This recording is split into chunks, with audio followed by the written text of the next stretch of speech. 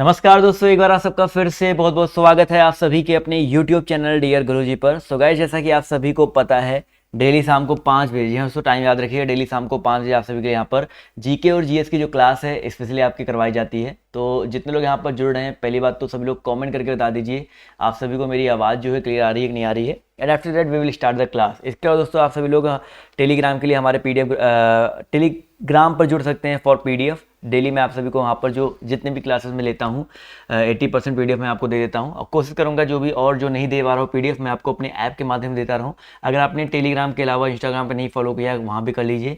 Daily मैं वहाँ पर भी आप सभी के लिए जो इंपॉर्टेंट अपडेट से लेकर के आता रहता हूँ, ठीक है। तो चलिए आज की इस क्लास को स्टार्ट करेंगे। इसके अलावा दोस्तों आप सभी को पता है यहाँ पर मेरी जो क्लासेस हैं अनअकैडमी पे भी डेली चलती है। तो अनअकैडमी पे अगर आप लोग मेरी क्लासेस लेना चाहते हैं तो डेली आप लोग वहाँ पर मेरी क्लासेस को ले सकते हैं। सिंपली आपको अनअकैडमी का लर्निंग ऐप डाउनलोड करना है, मुझे वहाँ पर फॉलो करना है। मृत्युंजय एसवाल नाम से मेरी आईडी है, और साथ ही साथ ये हमारा इन्वाइट कोड है। इस इन्वाइट कोड की मदद से आप लोग वहाँ पर हमसे आकर जुड़ सकते हैं डियर गुरुजी, ठीक है। इस इन्वाइट कोड से आप लोग हमसे वहाँ पर आकर जुड़ सकते हैं। अगर आप लोग प्लस में बैच कोर्स ज्वाइन करना चाहते हैं, किसी भी क्लास को लेना चाहते हैं जो प्लस वाली क्लास है, तो आप लोग मेरी कोड का यूज करके प्लस वाली क्लास में भी जुड़ सकते हैं 10% डिस्काउंट के साथ, ठीक है। तो चलिए स्टार्ट करते हैं आज की इस क्लास को। तो आज का जो पहला क्वेश्चन आपके सामने ये रहा, सामान्य संतुलन विश्लेषण किसने विकसित किया था।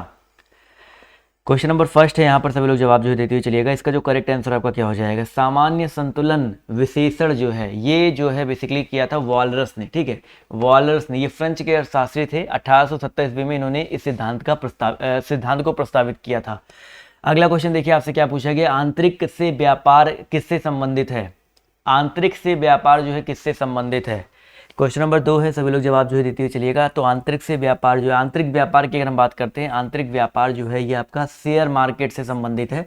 तो ऑप्शन नंबर बी, जितने भी साथी ऑप्शन नंबर बी जवाब दे रहे हैं वो लोग यहाँ पर जो है बिल्कुल करेक्ट हो जाएंगे।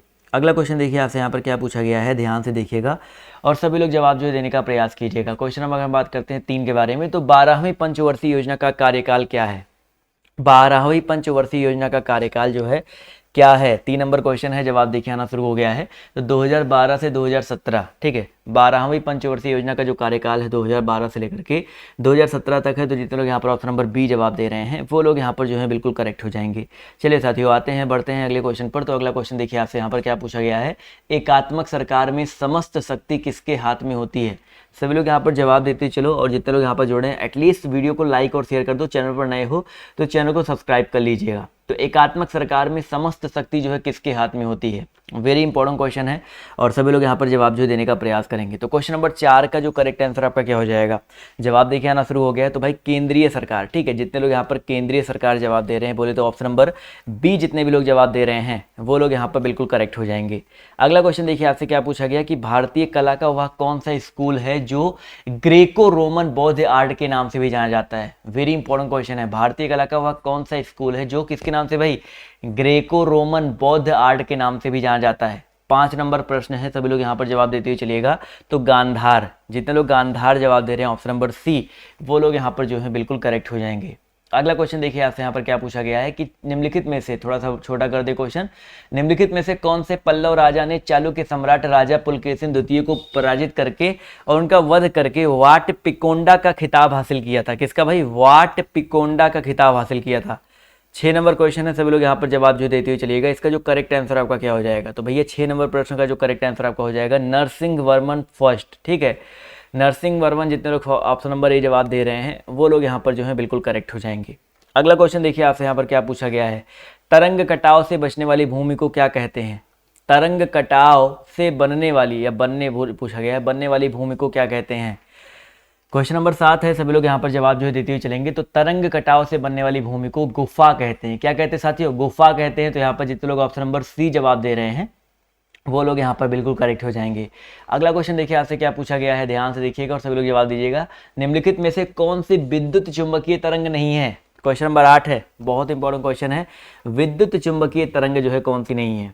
देखिए भाई, ऐसी तरंगे जिनके संचरण करने के लिए किसी माध्यम की आवश्यकता नहीं होती है, अर्थात तरंगे जो है निर्वात में भी संचरित हो सकती हैं, विद्युत चुंबकीय तरंगे कहलाती हैं या आयंत्रिक तरंगे कहलाती हैं। तो यहाँ पर देखिए कैथोड रे, जितने लोग कैथोड रे मतलब होता है किरण, तो यहाँ पर जितने लोग ऑप्शन नंबर सी जवाब दे रहे हैं वो लोग यहाँ पर बिल्कुल करेक्ट हो जाएंगे। अगला क्वेश्चन पूछा गया, निम्नलिखित में से कौन सा अच्छा विद्युत चालक है।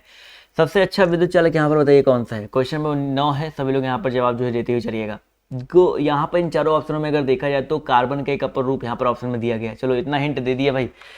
ग्रेफाइट, ग्रेफाइट कार्बन का एक अपर रूप है और ये जो है कह सकते हैं कि विद्युत प्रवाह के लिए यहाँ पर इसमें आसानी से हो जाता है। ग्रेफाइट जो है इसका उपयोग जो है नाभिकीय रिएक्टरों में भी किया जाता है, ये चीज़ याद रखिएगा। अगला क्वेश्चन देखिए आपसे यहाँ पर क्या पूछा गया है, ध्यान से देखिएगा। पेड़ों की कतारों के बीच फसल उगाने को क्या कहते हैं? पेड़ों की कतारों के बीच में फसल उगाने को क्या कहते हैं? ये बहुत अच्छा प्रश्न है, सभी लोग जवाब जो है देते हुए चलेगा। ये किस प्रकार की खेती होती है, किस प्रकार की वानिकी होती है? 10 नंबर क्वेश्चन है, तो उससे याद रखिएगा तोंगिया प्रणाली। ठीक है, पेड़ों की कतारों के बीच में फसल उगाने को तोंगिया प्रणाली कहते हैं। ऑप्शन नंबर सी जितने लोग जवाब दे रहे हैं वो लोग यहाँ पर बिल्कुल करेक्ट हो जाएंगे। अगला क्वेश्चन देखिए आपसे क्या पूछा गया कि संसार की छत किसे कहते हैं?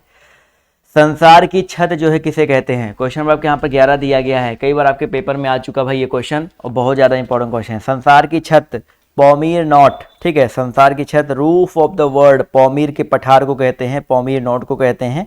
तो यहाँ पर जितने लोग ऑप्शन नंबर सी जवाब दे रहे हैं वो लोग यहाँ पर बिल्कुल करेक्ट हो जाएंगे। अगला क्वेश्चन देखिए आपसे क्या पूछा गया, स्टेशनों के, एक मिनट, स्टेशनों के ग्रुप को फ्रेम भेजने को क्या कहते हैं? स्टेशनों के ग्रुप को फ्रेम भेजने को क्या कहते हैं?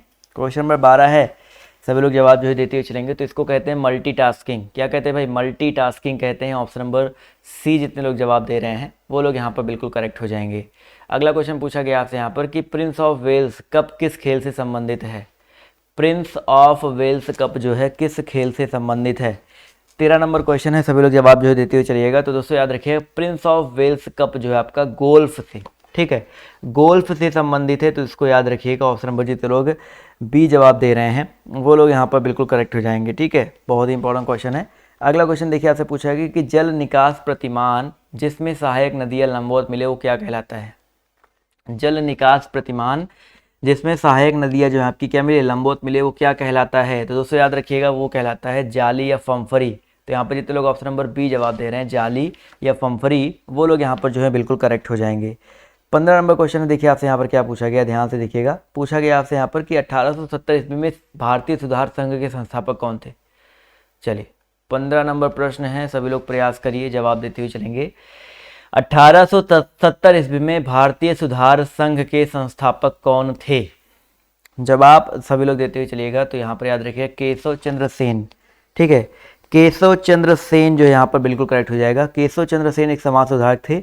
इन्होंने कलकत्ता में भारतीय सुधार संघ की स्थापना की थी। इसको स्थापित करने का उद्देश्य क्या था? इसको स्थापित करने का उद्देश्य था भारत में मिशनरियों के प्रभाव को नियंत्रित करना। ठीक है, ये बहुत इंपॉर्टेंट पॉइंट है, कई बार आपके पेपर में उद्देश्य पूछा जा चुका है।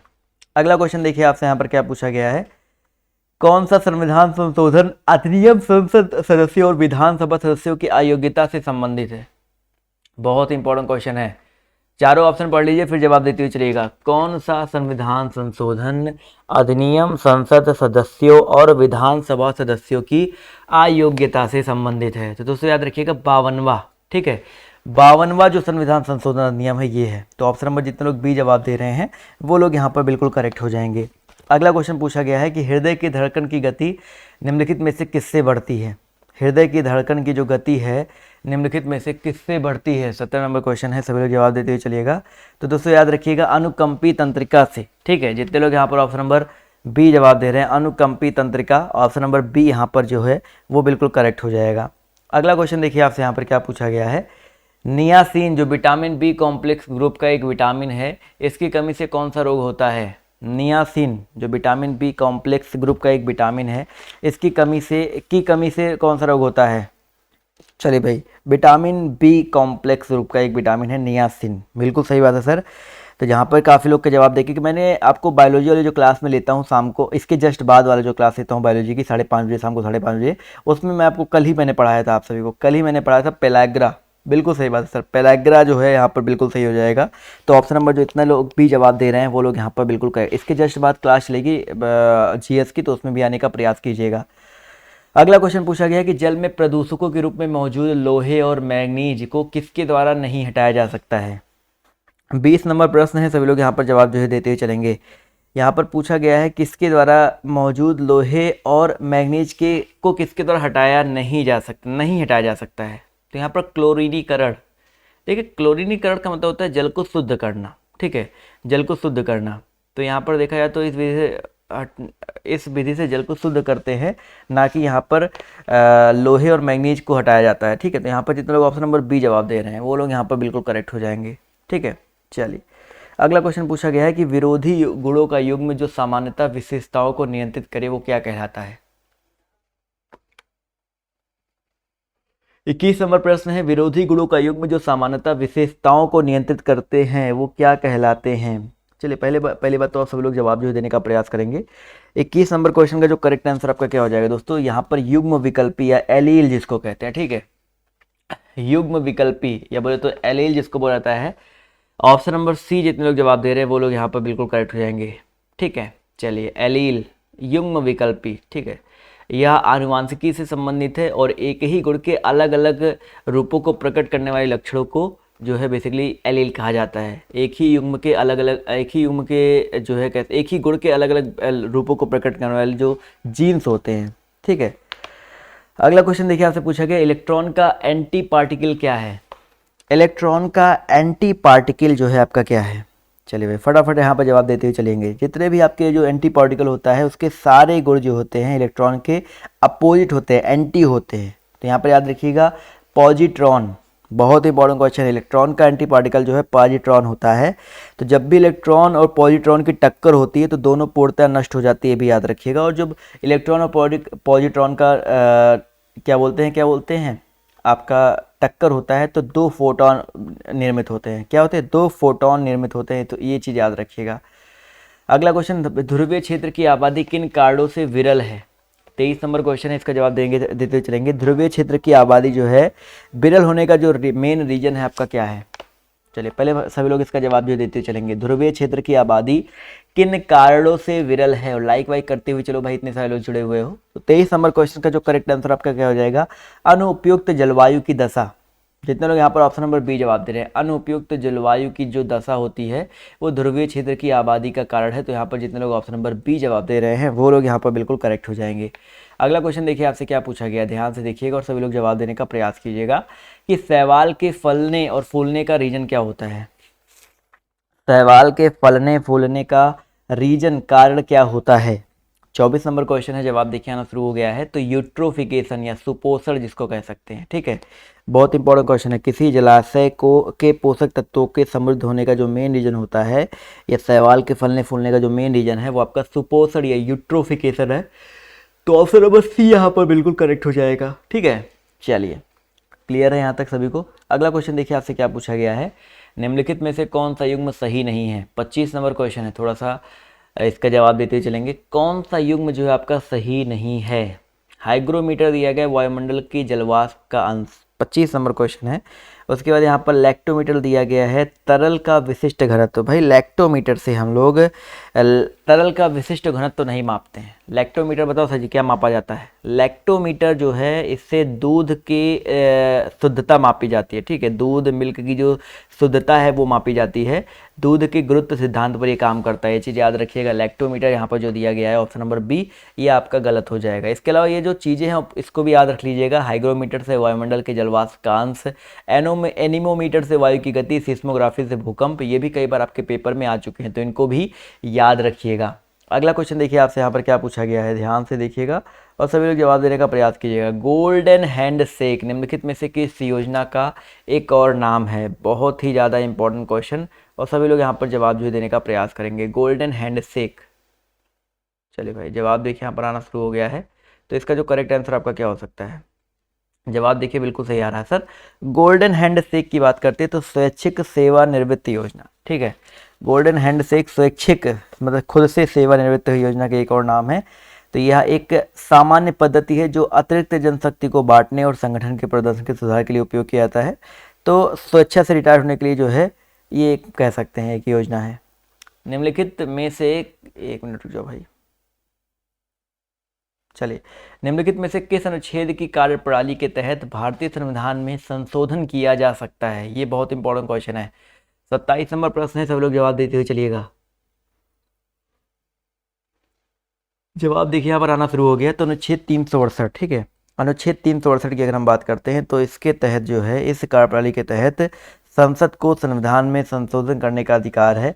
बहुत इंपॉर्टेंट क्वेश्चन है। तो ऑप्शन नंबर ए जितने लोग जवाब दे रहे हैं वो लोग यहाँ पर बिल्कुल करेक्ट हो जाएंगे। अगला क्वेश्चन देखिए आपसे क्या पूछा गया कि फ्यूरर के रूप में कौन जाना जाता था। फ्यूरर के रूप में कौन जाना जाता था। 28 नंबर क्वेश्चन है। तो दोस्तों याद रखिएगा फ्यूरर के रूप में एडोल्फ हिटलर, ठीक है, इसको याद रखिएगा, वेरी इंपॉर्टेंट क्वेश्चन है। फ्यूरर के रूप में एडोल्फ हिटलर को जाना जाता था। भाई एडोल्फ हिटलर कहाँ का रहने वाला था भाई, सब लोग बता दिएगा। वॉन में, ऑस्ट्रिया में इसका जन्म हुआ था। चलिए भाई अगला क्वेश्चन देखिए आपसे यहाँ पर क्या पूछा गया है। विजयनगर शाह और किस नाम से जाना जाता है। विजयनगर शाह की अगर हम बात करते हैं तो और किस नाम से जाना जाता है, सभी लोग यहाँ पर जवाब जो देने का प्रयास करेंगे। तो इसका जो करेक्ट आंसर आपका क्या हो जाएगा। चलिए जवाब देखिए यहाँ पर आना शुरू हो गया है। तो इसका जो करेक्ट आंसर आपका क्या हो सकता है। विजयनगर शाह की अगर हम बात करते हैं दोस्तों तो 29 का जो करेक्ट आंसर आपका हो जाएगा हम्पी। कहाँ पे स्थित है भाई, कर्नाटक में। शहर यहाँ पर है, मतलब शहरी मैंने बोला था। तो ये हम्पी नाम से आता है। तो हम्पी कर्नाटक में स्थित है। विजयनगर की स्थापना 1336 ईस्वी में हरिहर और बुक्का ने किया था। कई बार आपको मैं बता चुका हूँ, हरिहर और बुक्का ने जो है किया था। चलिए अगला क्वेश्चन देखिए आपसे क्या पूछा गया है कि निम्नलिखित तुगलकी राजवंश के किस सुल्तान ने चांदी के सिक्कों के स्थान पर तांबे के सिक्के चलाए थे। बताइए किस सुल्तान ने चांदी के सिक्कों के स्थान पर किसके सिक्के चलाए थे भाई, तांबे के सिक्के चलाए थे। चलिए भाई 30 नंबर क्वेश्चन है, जवाब देखिए आना शुरू हो गया है।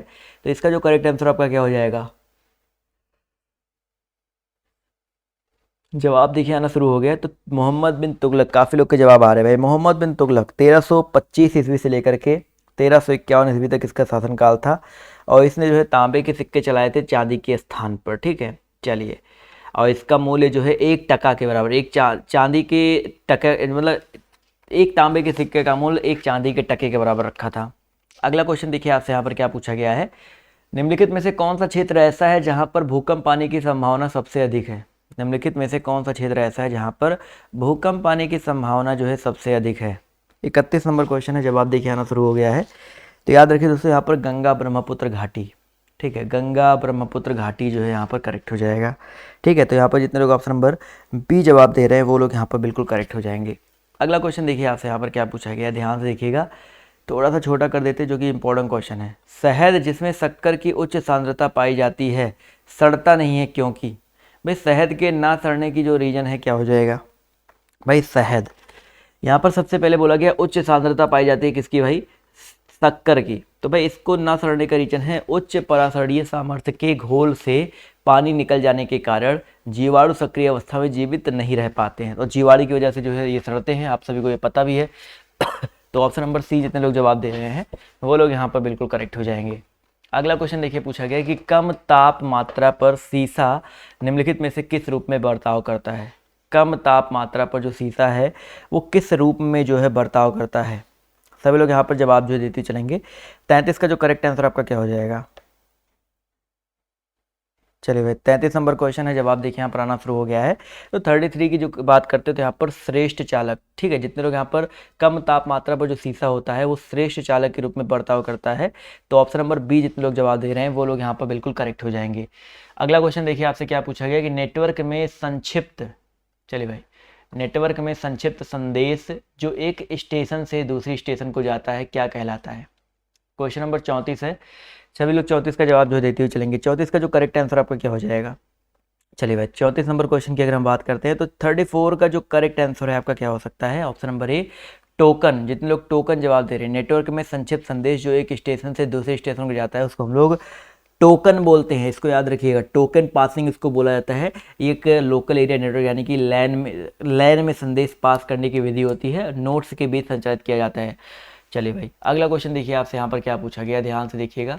क्वेश्चन नंबर हम बात करते हैं 35 के बारे में। निम्नलिखित में से कौन सा एक प्राकृतिक पॉलीमर है। 35 नंबर क्वेश्चन है, प्राकृतिक पॉलीमर सभी लोग बताते हुए चलिएगा। बेकेलाइट, पॉलीथीन, नाइलॉन या स्टॉर्च। 35 नंबर क्वेश्चन है, सभी लोग यहाँ पर जवाब जो देने का प्रयास करेंगे। तो भैया यहाँ पर देखा जाए तो स्टॉर्च बहुत इंपॉर्टेंट क्वेश्चन है। यहाँ पर जितने भी साथी जवाब दे रहे हैं भाई स्टॉर्च, वो लोग यहाँ पर बिल्कुल करेक्ट हो जाएंगे। स्टॉर्च एक पॉलीसैकेराइड कार्बोहाइड्रेट होता है जिसका निर्माण जो है ग्लूकोज मोनोसैकेराइड की इकाइयों की एक बड़ी संख्या के आपस में ग्लाइकोसाइड तंत्र से जुड़ने के कारण होता है। तो यहाँ पर स्टार्च जो दिया गया है ये आपका एक प्राकृतिक पॉलीमर होता है। बहुत ही ज़्यादा इंपॉर्टेंट क्वेश्चन है, इसको जो है नोट डाउन कर लीजिएगा, ठीक है। अगले क्वेश्चन तरफ बढ़ा जाए। बढ़ते हैं भाई अगले क्वेश्चन पर, लेकिन आप लोग शेयर करो यार, संख्या इस क्लास में थोड़ी सी कम रहती है, तो आप लोग शेयर करो और भी लोग यहाँ पर जो है जुड़ सकें और अगली क्लास। चलो, निम्नलिखित में से कौन सा स्तनधारी जानवर जो है अंडे देता है? 36 नंबर प्रश्न, इसका जवाब देखिए, कौन सा स्तनधारी जानवर जो है अंडे देता है? 36 नंबर क्वेश्चन है, जवाब देखिए आना शुरू हो गया है। तो यहाँ पर दोस्तों याद रखिएगा, यहाँ पर जो प्लेटिपस होता है, प्लेटिपस, वेरी इंपॉर्टेंट क्वेश्चन है, प्लेटिपस नामक जो स्तनधारी जो होता है वो आपके अंडे देता है, इसको याद रखिएगा। ऑप्शन नंबर डी जितने लोग जवाब दे रहे हैं वो लोग यहाँ पर बिल्कुल करेक्ट हो जाएंगे। क्लियर है? चलिए, बहुत अच्छी बात है। प्लेटिपस, इसके अलावा चमगादड़, व्हेल, नेवला, ये अंडे नहीं देते, ये सीधे बच्चे पैदा करते हैं। और प्लेटिपस जो हम लोग इसको एक और नाम से जानते हैं, बत्तख मुख सदृश, यानी कि डक बिल्ड प्लेटिपस कहलाता है। और ये पूर्वी ऑस्ट्रेलिया में रहने वाला एक स्तनधारी होता है। यह स्तनधारियों के मोनिट्रम गण की 5 ज्ञात जातियों में से एक है। तो आप मान सकते हैं कि बहुत ही ज़्यादा वेरी इंपॉर्टेंट क्वेश्चन है, आपके किसी भी एग्जाम के लिए क्वेश्चन जो है आपका इंपॉर्टेंट हो सकता है। अगला क्वेश्चन पूछा गया है कि अकबर का मकबरा किस स्थान पर स्थित है? 37 नंबर क्वेश्चन, इसका जवाब देंगे भाई, अकबर का मकबरा जो है आपका किस स्थान पर अवस्थित है? सिकंदरा, फतेहपुर सीकरी, आगरा या इलाहाबाद? बहुत ही ज़्यादा इंपॉर्टेंट क्वेश्चन है, सभी लोग यहाँ पर जवाब जो है देते हुए चलिएगा। तो अकबर का मकबरा जो है आपका देखिए सिकंदरा में, सिकंदरा बहुत ज़्यादा दूर नहीं पड़ता आगरा से, आगरा से 4-5 किलोमीटर की दूरी पड़ता है भाई अकबर सिकंदरा। और इस स्थान पर जो है अकबर का मकबरा जो आपका अवस्थित है। सभी लोग यहाँ पर एटलीस्ट जवाब देने का प्रयास करो, कमेंट में बात ना करने का प्रयास करो, ये छोटी छोटी चीज़ें आप सभी से नहीं हो पाती हैं क्या? तो यहाँ पर सिकंदरा याद रखिएगा। इसका निर्माण कार्य जो है स्वयं अकबर ने शुरू करवाया था, लेकिन इसको पूरा होने से पहले ही अकबर की मृत्यु हो गई और बाद में उनके पुत्र जहांगीर ने इसको कंप्लीट करवाया। किसने भाई? जहांगीर ने इसको कंप्लीट करवाया था। और बाद में यह मकबरा हिंदू, इस्लामिक, बौद्ध और जैन कला का सर्वोत्तम मिश्रण है, ये चीज़ याद रखिएगा। अगला क्वेश्चन देखिए आपसे यहाँ पर क्या पूछा गया है, पंडित भीमसेन जोशी निम्नलिखित में से किस क्षेत्र से संबंधित है? सभी लोग जवाब देने का प्रयास करेंगे। पंडित भीमसेन जोशी निम्नलिखित में से किस क्षेत्र से संबंध रखते हैं? चलिए भाई, क्वेश्चन नंबर 38 से जवाब जो है देते हुए चलिएगा। तो 38 का जो करेक्ट आंसर आपका क्या हो जाएगा? 38 की अगर हम बात करते हैं तो शास्त्रीय संगीत से, ठीक है, शास्त्रीय संगीत से जो है संबंध रखते हैं। तो ऑप्शन नंबर जितने लोग सी जवाब दे रहे हैं वो लोग यहाँ पर बिल्कुल करेक्ट हो जाएंगे। महाराष्ट्र राज्य के एक प्रख्यात भारतीय गायक है जिनका संबंध जो है हिंदुस्तानी संगीत शैली से है, ठीक है, ये चीज़ याद रखिएगा। और ये कभी कभी पेपर में आता है भाई, पंडित भीमसेन जोशी जो है किस मतलब विधा से संबंधित है? तो यहाँ पर याद रखिएगा ख्याल गायकी के लिए जाने जाते हैं, ठीक है, इसको याद रखिएगा, ख्याल गायकी के लिए जो है आपके ये जाने जाते हैं। अगला क्वेश्चन देखिए आपसे यहाँ पर क्या पूछा गया कि संयुक्त राष्ट्र की सुरक्षा परिषद के 10 अस्थायी सदस्यों का कार्यकाल कितना होता है? संयुक्त राष्ट्र सुरक्षा परिषद के जो 10 अस्थायी सदस्य होते हैं उनका कार्यकाल जो आपका कितना होता है?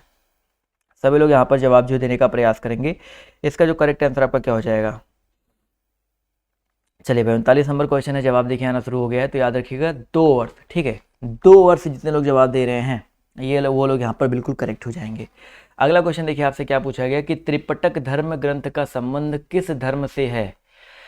त्रिपिटक धर्म ग्रंथ का संबंध जो आपका किस धर्म से है? 40 नंबर क्वेश्चन है, सभी लोग यहाँ पर जवाब देने का प्रयास करेंगे। तो त्रिपिटक, तो इसका जवाब आई होप सबको पता होगा, त्रिरत्न आपके जैन धर्म से है और त्रिपिटक जो है आपका बौद्ध धर्म से है, ठीक है। बौद्ध धर्म के बारे में आपसे को बताया है, त्रिपिटक, विनय पिटक, अभिधम्म पिटक और सुत्त पिटक, इन 3 पिटकों से मिलकर के आपका ये जो त्रिपिटक है आपका बेसिकली बना हुआ है। कई बार पेपर में आता है भाई त्रिपिटक की जो लैंग्वेज है आपकी क्या है? सभी लोग बताते हुए चलिएगा भाई, सभी लोग बताते हुए चलिए, त्रिपिटक की जो लैंग्वेज है आपकी क्या है? जवाब देखिए यहाँ पर आना शुरू हो गया। तो भाई त्रिपिटक की जो लैंग्वेज है वो सिंपल से याद रखिएगा, यहाँ पर क्या हो जाएगा, पाली लैंग्वेज में लिखा गया था।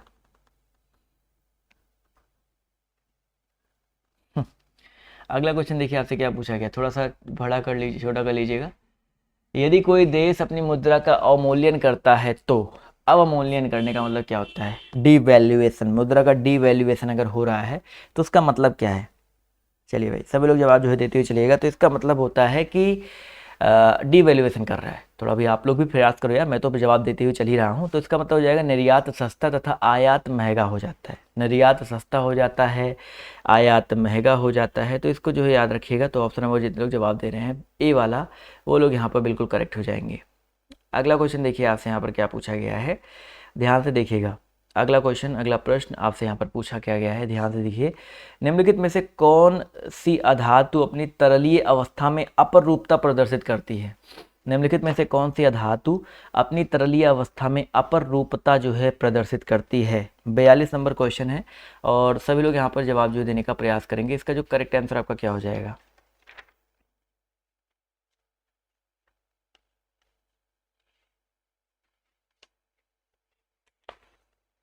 चलिए, बहुत इंपॉर्टेंट क्वेश्चन है, तो याद रखिए दोस्तों यहाँ पर सल्फर, सल्फर एक अधातु होता है, ये चीज़ याद रखिएगा, और ये अपनी तरलीय अवस्था में अपर रूपता जो है प्रदर्शित करती है, ये चीज़ याद रखिएगा। सल्फर जो है क्या बोलते हैं, इसकी परमाणु संख्या क्या होती है, ये बताओ। सल्फर की परमाणु संख्या क्या होती है? देखो, इसको बोलते हैं यस 8, सल्फर परमाणु संख्या की अर्धनिक 16 होती है, इसको याद रखिएगा, ठीक है। चलिए अगला क्वेश्चन देखिए, आपसे यहाँ पर क्या पूछा गया कि जीडीपी सूचकांक के क्षेत्रवार विवरण से किसका मापन किया जा सकता है? जीडीपी सूचकांक के क्षेत्रवार विवरण से किसका मापन किया जा सकता है? क्वेश्चन आपके यहाँ पर 43 दिया गया है। तो जीडीपी बहुत ही अच्छी बात है, ग्रॉस डोमेस्टिक प्रोडक्ट, सकल घरेलू उत्पाद, तो इसे याद रखिए देश के आर्थिक विकास, ठीक है। जीडीपी सूचकांक से क्षेत्र देश के आर्थिक विकास का जो मापन है किया जा सकता है। तो जितने लोग यहाँ पर ऑप्शन नंबर बी जवाब दे रहे हैं वो लोग यहाँ पर बिल्कुल करेक्ट हो जाएंगे। अगला क्वेश्चन देखिए, आपसे यहाँ पर क्या पूछा गया है, ध्यान देखिएगा। रागनी किस राज्य की लोकप्रिय गीत शैली है? रागनी जो है किस राज्य की एक लोकप्रिय गीत शैली है? वेरी इंपॉर्टेंट क्वेश्चन है, 44 नंबर क्वेश्चन। सभी लोग यहाँ पर जवाब जो देने का प्रयास करेंगे। तो 44 का जो करेक्ट आंसर आपका क्या हो जाएगा भाई? रागनी जो है आपका हरियाणा राज्य की एक लोकप्रिय गीत शैली है। तो जितने लोग यहाँ पर ऑप्शन नंबर सी जवाब दे रहे हैं वो लोग यहाँ पर बिल्कुल करेक्ट हो जाएंगे, ठीक है। रागनी का आयोजन एक सांस्कृतिक गीत की तरह किया जाता है और हरियाणा की सांस्कृतिक गीत से जो आपका ये जुड़ा हुआ है, ठीक है। अच्छा, मैं आपको एक बहुत अच्छा बताता हूँ कि रागनी जो गीत है आजकल अगर वर्तमान में देखा जाए तो आपने उनका नाम सुन रखा होगा, रागनी गायक अगर बोला जाए, रागनी गायक कौन है? तो रागनी गायक जो इस समय की अगर बात करते हैं, बताइए किसी को कोई आइडिया है? सपना चौधरी, सबने नाम सुना होगा। रागनी गायक जो है ये हरियाणा की कलाकार हैं और ये एक रागनी गायक है, ठीक है। अगला क्वेश्चन देखिए, आपसे क्या पूछा गया, निम्नलिखित में से कौन सी सीमा रेखा रेडक्लिफ रेखा कहलाती है? बहुत इंपॉर्टेंट क्वेश्चन है भाई, रेडक्लिफ पूछा गया आपसे यहाँ पर। 1947 में सर सिरिल रेडक्लिफ ने भारत और किसके बीच में भाई? पाकिस्तान के बीच में, भारत और पाकिस्तान के बीच में जो है रेडक्लिफ रेखा जो है खींची थी। तो यहाँ पर ऑप्शन नंबर जितने लोग सी जवाब दे रहे हैं वो लोग यहाँ पर बिल्कुल करेक्ट हो जाएंगे। बहुत इंपॉर्टेंट क्वेश्चन है, आप लोग कमेंट करके बताइए कि भारत और चाइना के बीच में कौन सा है। कमेंट करके जो मेन कमेंट बॉक्स है वहाँ पर आपका होमवर्क बनता है, आप लोग कमेंट करके वहाँ पर बता दीजिएगा। अगला क्वेश्चन देखिए, आपसे क्या पूछा गया है कि दीपिका कुमारी का संबंध निम्नलिखित में से किस खेल से है? दीपिका कुमारी का संबंध जो है किस खेल से है? सभी लोग बताते हुए चलिएगा। तो 46 का जो करेक्ट आंसर आपका हो जाएगा भाई तीरंदाजी से। सबको पता भाई, दीपिका कुमारी एक तीरंदाजी हैं और झारखंड की खिलाड़ी हैं, अंतर्राष्ट्रीय स्तर पर शीर्ष तीरंदाजों में से एक है, ठीक है। ऑप्शन नंबर ए जितने लोग जवाब दे रहे हैं वो लोग यहाँ पर बिल्कुल करेक्ट हो जाएंगे। अगला क्वेश्चन पूछा गया है कि इबोला शब्द से आप क्या समझते हैं? इबोला शब्द से आप क्या समझते हैं? सभी लोग इसका जवाब जो देने का प्रयास करेंगे। तो दोस्तों याद रखिएगा, इबोला की अगर हम बात करते हैं तो ये होता है एक पश्चिमी अफ्रीका में एक विषाणु रोग प्रकोप है। तो यहाँ पर ऑप्शन नंबर ए जितने लोग जवाब दे रहे हैं वो लोग यहाँ पर बिल्कुल करेक्ट हो जाएंगे। अगला क्वेश्चन देखिए, आपसे यहाँ पर क्या पूछा गया है, एड्स। सभी लोग बताते हुए चलेंगे भाई, एड्स का विषाणु किसकी वृद्धि को प्रभावित करता है? 48 नंबर क्वेश्चन है, इसका जवाब जो देते हुए चलेंगे। सभी लोग यहाँ पर जवाब जो देते हुए चलेगा भाई, रक्त में WBC, RBC, टी कोशिका या मस्तिष्क में कोशिका। तो एड्स की अगर हम बात करते हैं तो यहाँ पर याद रखिए रक्त में टी कोशिका। बहुत ही इंपॉर्टेंट क्वेश्चन है भाई, एड्स का विषाणु मानव शरीर में इम्यूनो सिस्टम को प्रभावित करता है और इम्यूनो सिस्टम को सूचित करने वाली जो टी सेल्स होती है, टी कोशिका होती है, इसकी वृद्धि जो है प्रभावित होती है। तो ऑप्शन नंबर सी जितने लोग जवाब दे रहे हैं वो लोग यहाँ पर बिल्कुल करेक्ट हो जाएंगे। अगला क्वेश्चन देखिए, आपसे क्या पूछा जाएगा, निम्नलिखित में से कौन नाइट्रोजनी उर्वरक, सभी लोग बताइएगा यहाँ पर कौन जो है नाइट्रोजनीय उर्वरक नहीं है? 49 नंबर क्वेश्चन है, इसका जवाब जो है देते हुए चलिएगा। तो भैया यहाँ पर याद रखिएगा नाइट्रोजनीय उर्वरक यहाँ पर देखिए सुपर फॉस्फेट की अगर हम बात करते हैं तो ये जो आपका नहीं है। तो ऑप्शन नंबर डी जितने लोग जवाब दे रहे हैं वो लोग यहाँ पर बिल्कुल करेक्ट हो जाएंगे। 50 नंबर क्वेश्चन देखिए, आपसे यहाँ पर क्या पूछा गया है, परम शून्य ताप वह स्थिति है जिस ताप पर क्या होता है? क्वेश्चन नंबर 50 है, सभी लोग जवाब देते हुए चलेगा। परम शून्य ताप जो है वह स्थिति है जिस ताप पर जो है क्या होता है? बहुत ही ज़्यादा इंपॉर्टेंट प्रश्न है, सभी लोग यहाँ पर जवाब जो देने का प्रयास करेंगे। चले भाई, जवाब देखिए यहाँ पर आना शुरू हो गया है। तो परम शून्य ताप वह स्थिति है जिस ताप पर जो है क्या होता है? गैसों में आणविक गति घटने लगती है। ये बहुत इंपॉर्टेंट क्वेश्चन है, गैसों में जो आणविक गति है वो आपकी घटने लगती है, तो ये चीज़ याद रखिएगा। ऑप्शन नंबर जितने लोग ए जवाब दे रहे हैं वो लोग यहाँ पर बिल्कुल करेक्ट हो जाएंगे।